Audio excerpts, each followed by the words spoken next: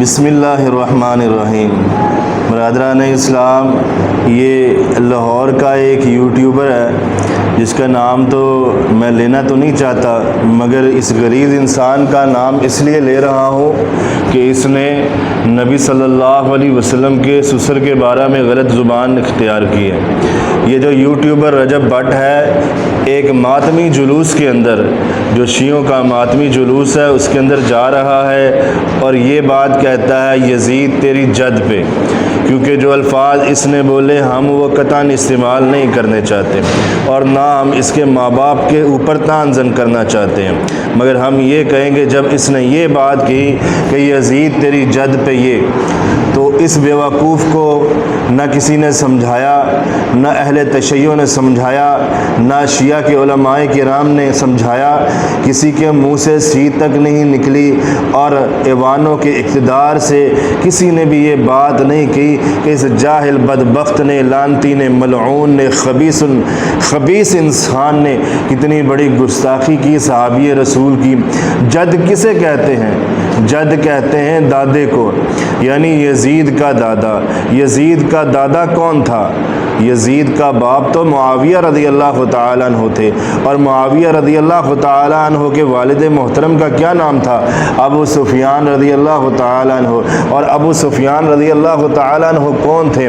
آپ صلی اللہ علیہ وسلم کے سسر تھے، صلی اللہ علیہ وسلم کی بیوی تھی ام حبیبہ رضی اللہ تعالیٰ عنہ۔ تو حضرت ابو سفیان رضی اللہ تعالیٰ عنہ تو آپ صلی اللہ علیہ وسلم کے سسر لگے نا۔ وہ جنتی انسان جس نے حالت اسلام میں، حالت ایمان میں آپ صلی اللہ علیہ وسلم کا دیدار کیا اور اسلام کی حالت میں دنیا سے رحلت فرما لی، دنیا سے چلا گیا، جنت اس کے اوپر واجب ہوگی۔ جس شخص نے نبی صلی اللہ علیہ وسلم کا دیدار کیا، جہنم اس پہ حرام ہو جاتی ہے، جنت اس پہ فرض ہو جاتی ہے۔ اس جنتی انسان پہ یہ بدبخت ملعون گندے لفظ بول رہا ہے، کسی کو شرم نہیں آتی، کوئی سے کہتا نہیں ہے، اور یہ دنیا کا پرلے درجے کا خبیث النفس انسان ہے کہ یہ لوگ فرعون کے بارے میں کبھی نہیں بولیں گے، حمان کے بارے میں کبھی نہیں بولیں گے، نمرود کے بارے میں، شداد کے بارے میں کبھی گفتگو نہیں کریں گے، اور کبھی ابلیس کے بارے میں کبھی گفتگو نہیں کریں گے کہ ابلیس یوں ہیں یوں ہیں۔ انہیں نظر آتے ہیں تو جناب محمد الرسول اللہ صلی اللہ علیہ وسلم کے صحابہ کرام نظر آتے ہیں۔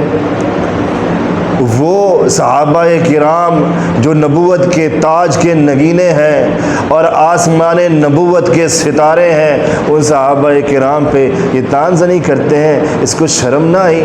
اللہ اس پہ لاکھوں کروڑوں لعنتیں فرمائے۔ اللہ رب العزت اس ملعون شخص پہ، جناب محمد رسول اللہ صلی اللہ علیہ وسلم نے یہ بات ارشاد فرمائی ہے، اپنی میٹھی زبان سے یہ بات کہی ہے، اور دنیا والو لا تسبوا اصحابی، میرے صحابہ کرام کو برا نہیں کہنا، میرے صحابہ کرام پہ طعنزنی نہیں کرنی۔ آج یہ طعنزنی کرتے ہیں تو صحابہ پہ کرتے ہیں، قرآن پہ کرتے ہیں، قرآن پہ بھی یہ عیب نکال دیتے ہیں۔ کیسی یہ قوم ہے، قرآن پہ بھی طعن کرتے ہیں، اور ان کے ہاتھ سے تو رب کبریا کی ذات بھی محفوظ نہیں ہے، اللہ کے درجے کو بھی یہ کم کر دیتے ہیں۔ نہ جانے کس مٹی کے یہ لوگ بنے ہوئے ہیں۔ آپ صلی اللہ علیہ وسلم نے فرمایا میرے صحابہ کرام کو برا نہیں کہنا۔ آپ صلی اللہ علیہ وسلم نے کہا ہے مومن میرے صحابہ سے محبت کرتا ہے اور منافق میرے صحابہ کرام کے ساتھ بغض رکھتا ہے۔ اور اللہ کے نبی نے فرمایا اللہ کی لعنت ہو، فرشتوں کی لعنت ہو، میری بھی اس شخص پہ لعنت ہو جو صحابہ کرام کے اوپر برا بولے۔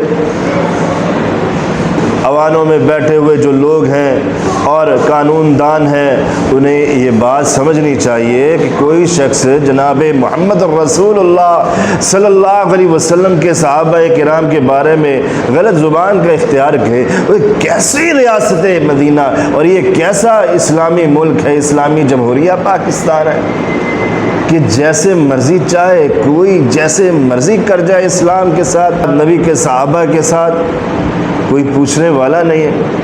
تو قانون کے پاسبانوں کو یہ بات چاہیے کہ اس شخص کو لگام ڈالیں اور اس کو سزا دیں جو اس کی سزا بنتی ہے، اور تاکہ یہ آئندہ سے باز آئے، رکے، یہ اپنے چند ویوز کی خاطر کوئی نہ کوئی جو ہے پروپوگنڈا کر کے یا کوئی نہ کوئی بات پھیلا کے کہ چلے میری کمائی تو ہو، حرام کھانے والا یہ شخص، حرام کی کمائی اکٹھی کرنے والا یہ شخص کمائی کے چکر میں پتہ نہیں اپنی آخرت ہی تباہ کرتا جا رہا ہے۔